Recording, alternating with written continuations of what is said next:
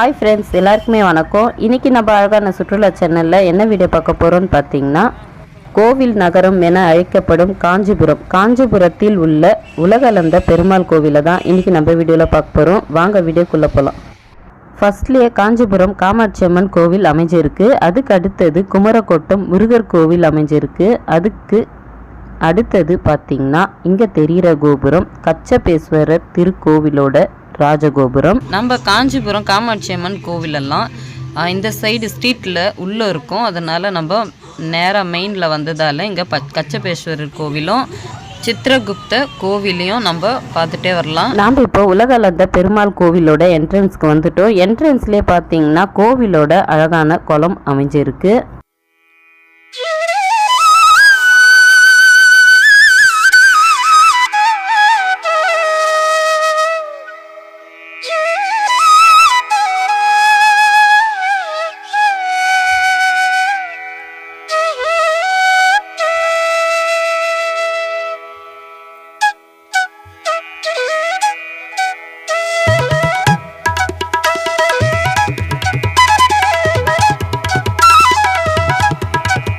குளத்துக்கு எதிர்த்தாப்பிலேயே பார்த்தீங்கன்னா உலகளந்த பெருமாள் கோவிலோட 3 அடுக்கு கொண்ட ராஜகோபுரம் அமைந்திருக்கு.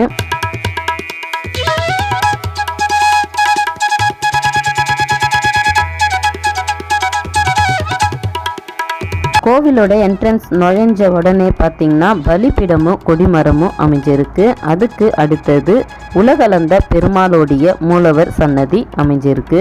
மிக பழமையான இங்கு இருக்கிற உலகளந்த பெருமாள் கோவில் பார்த்தீங்கன்னா 846 முதல் 869 வரை 3ஆம் நந்திவர்மனால் கட்டப்பட்டது. அதுக்கு பிறகு பல்லவர்களாலும் சோழர்களாலும் புதுப்பிக்கப்பட்டது இந்த கோவில். இந்த கோவிலோட கல்வெட்டுக்கள் மூலியமாக குறிப்பிட்டிருக்கு.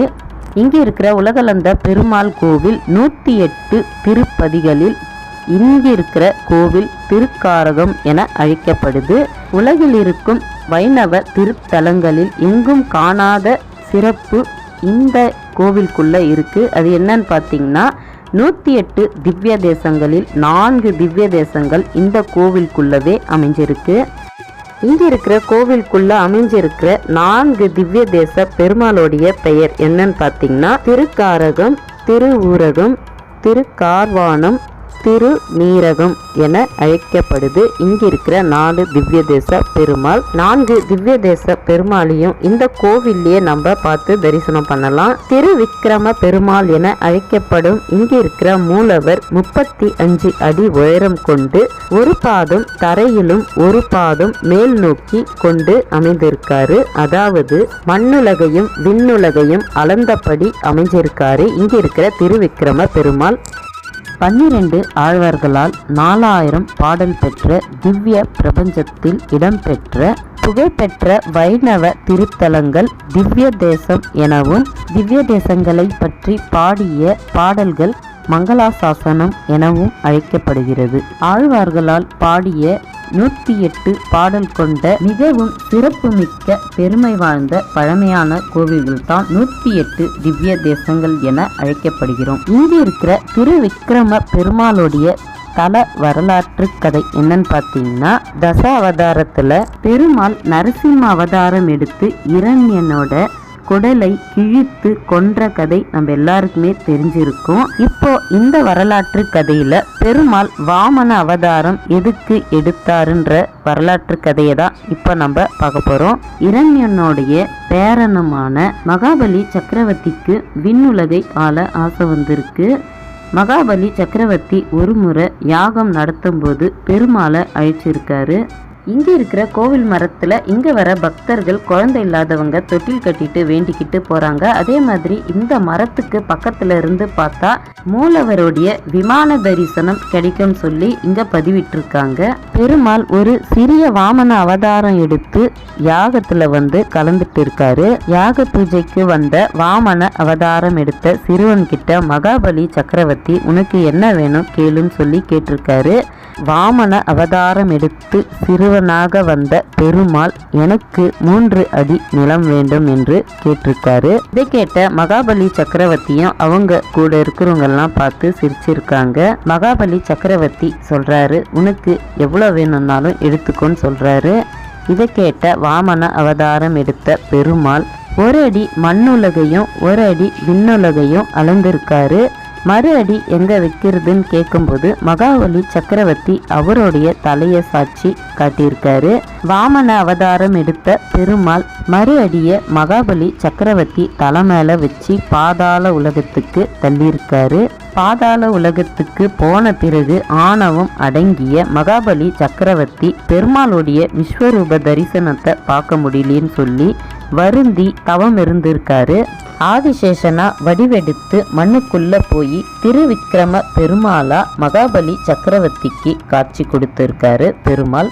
மகாபலி சக்கரவர்த்திக்கு வெவ்வேறு ரூபமா காட்சியளித்த பெருமாள் தான் இங்க வந்து திருக்காரகம், திரு ஊரகம், திருக்கார்வண்ணம், திருநீரகம் என 4 திவ்ய தேசங்களாக இங்க இருக்கிற பெருமாள் கோவில்ல அமைந்திருக்காங்க.